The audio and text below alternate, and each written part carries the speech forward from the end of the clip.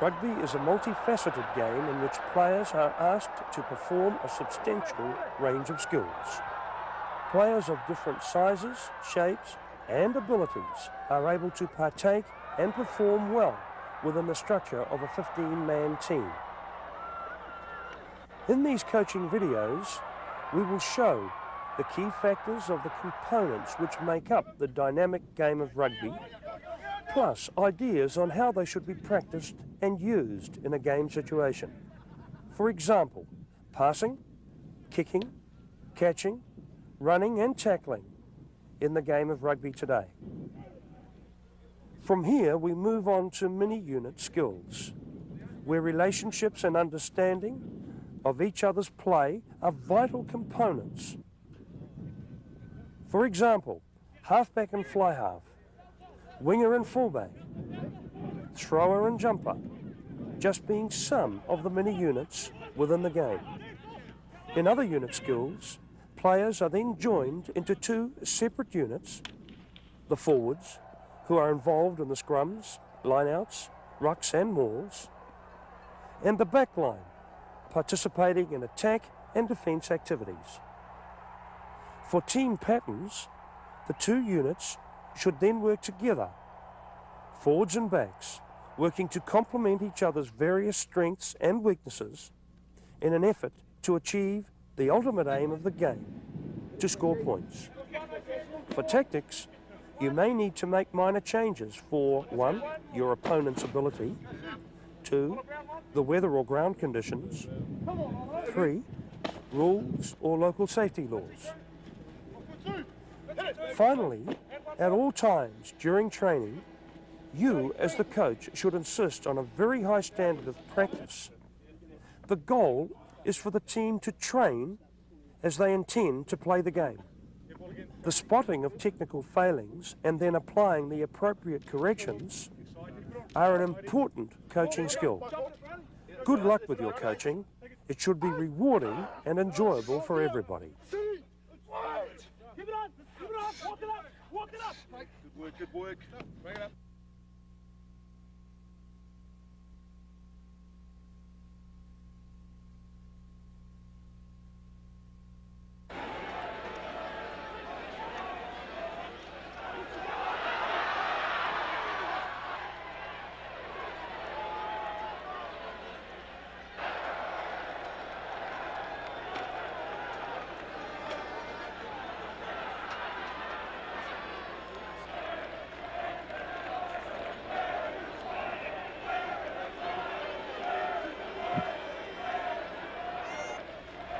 The objective today is to build a scrum right from each of the front row positions through to the locks, the middle row, and then the number 8. We'll do it in such a way that we construct a scrum piece by piece so that the people watching or viewing the video will understand how a scrum is pieced together. Once we've done that, we'll deal with problem areas either in specific units of the scrum or at the very end. We'll then talk about the scrum as a unit and channeling of the ball, and we'll talk about defence patterns off the scrum.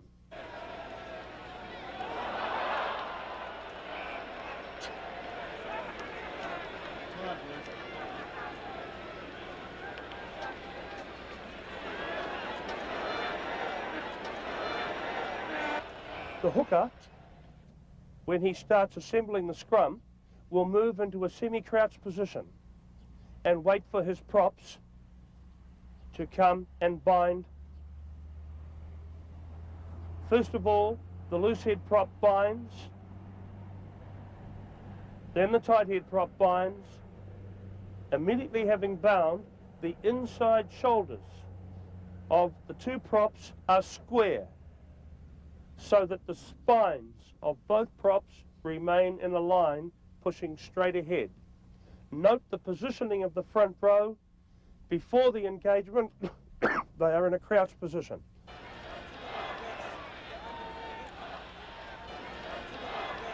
The loose head prop binds firmly over the back. The tight head prop binds second.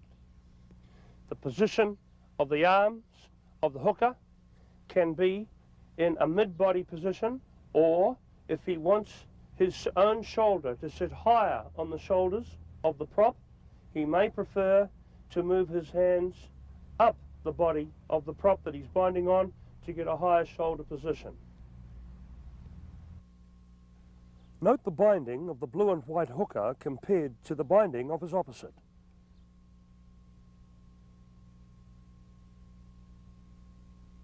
Note from this angle when the hooker moves his grip from down the body to further up the body, how his shoulder moved slightly forward onto the square shoulder of his prop, putting him in a stronger scrumming position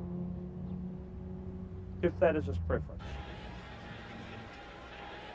After the engagement, the front five should squeeze together and keep the pressure on the opposition. Once engagement has occurred, the 2 feet of both props should be shoulder width apart and in a line. Note how the tight head prop's outside foot went back to that position.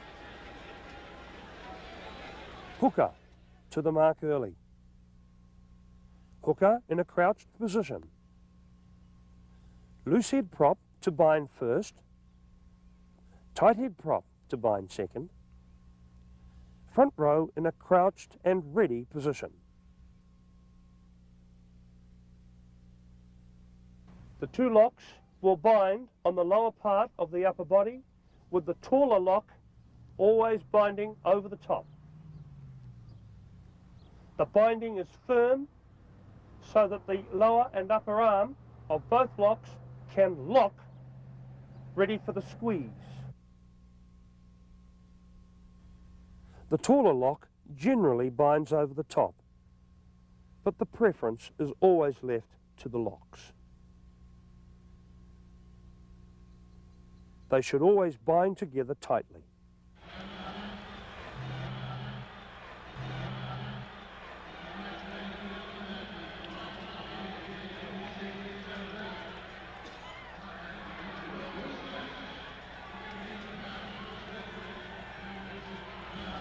After the binding has occurred, the 2 locks approach the scrum and the inside knees go to ground.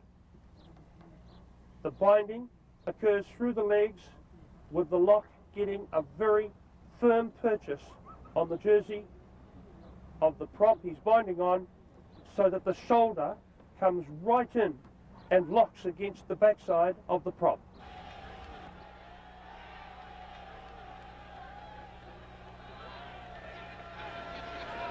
Right, as the props approach the locks approach the scrum, the inside knees go to ground. Once they have their grip, and prior to the engagement, they bring their knees off the ground, ready for the hit. Go down on the inside knee. Bind onto the prop firmly. Lock the shoulder firmly onto the buttock of the prop.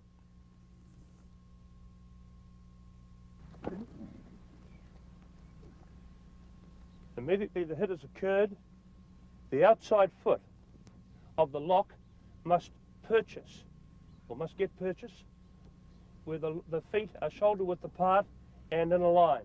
It is the outside foot of the lock that stops the scrum from wheeling.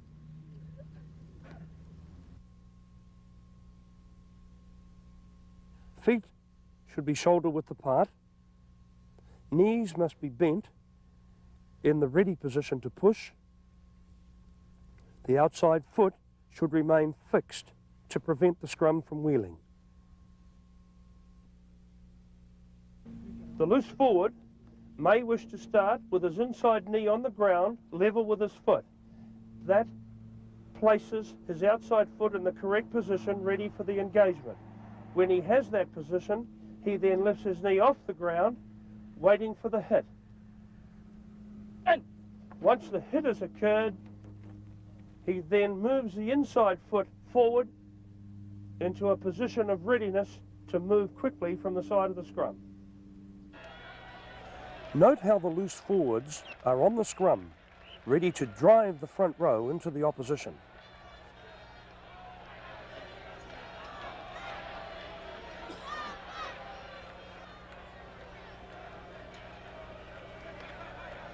The number 8 can bind between the two locks with his feet also shoulder width apart.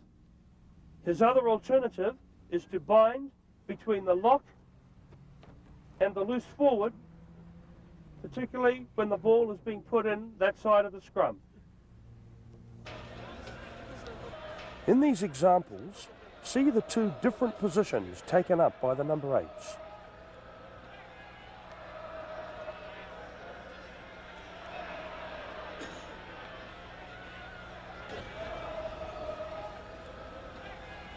The flankers should be attached to the scrum before the engagement.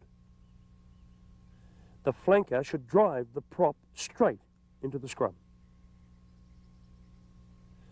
He should be ready to leave the scrum quickly. And the number 8 can bind between the two locks or between the lock and the flanker. Note the position of the tight head prop, who must be 6 inches ahead of the loose head prop in his team. Tight head prop, 6 inches ahead of the loose head prop in his team.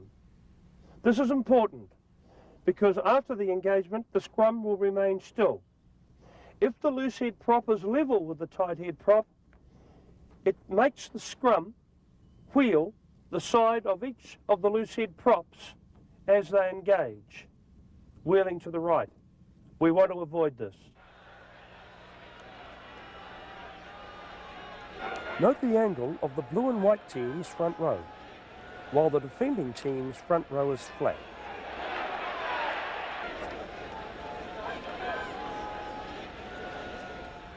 After engagement, the prop's feet should be in a line and shoulder width apart.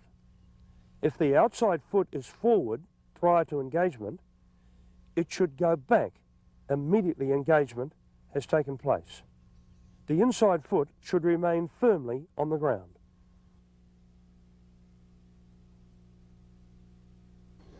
Right, to commence with, we're going to start with the two props. The tight head prop, who sits on the right-hand side of the scrum, and the loose head prop, who occupies the left-hand berth on his side of the scrum. First of all, we're going to deal with the loose head prop. If you wouldn't mind turning and facing now. The loose head prop must know how to use the muscle groups of the head, neck, shoulder, lower and upper arm. If a loose head prop goes in without those muscle groups being locked, that is the result that you'll get in the scrum, and that can be a dangerous scrum. A loose head prop must learn how to lock the head, shoulder and upper arm muscle groups like that, so that it is locked tight and offers strength to his upper body grip when he goes into the scrum. Let's now have a look at the relaxed grip, and then we'll have a look at the lock grip once he goes into his position. Go lower. Now you can see here where as soon as he gets a low elbow grip on this sloppy position, that it is a dangerous position for the loose head prop to be in. In this example, this man tries to lower the other man, but to little effect. He has got a much stronger grip because he has locked the head, shoulder and upper arm. There are 4 grips that the loose head prop will use. The first, as demonstrated here, is a short grip, generally preferred by props with a short back and with shorter arms. He may also then choose a medium grip or a long grip.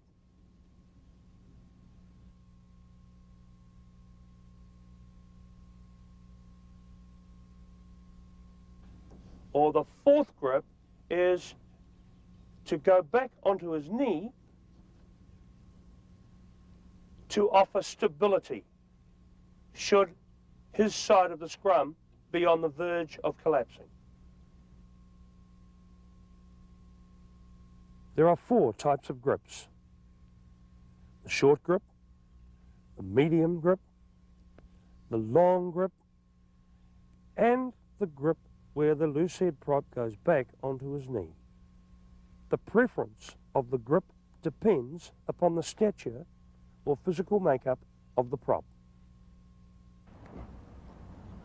The second grip, particularly with a tight head prop with short arms, is to take a grip on the upper arm of his opponent. Or the third preferred grip is to take a deeper upper body position but go underneath the body, and in this position he can do it with a high elbow or with a low elbow. But note, with both of those options he did not lower his shoulder, and it is illegal for him to do so. There are 3 types of grips: the upper body grip, on the upper arm, or underneath the armpit of the loosehead prop. Do not lower your shoulder below the hips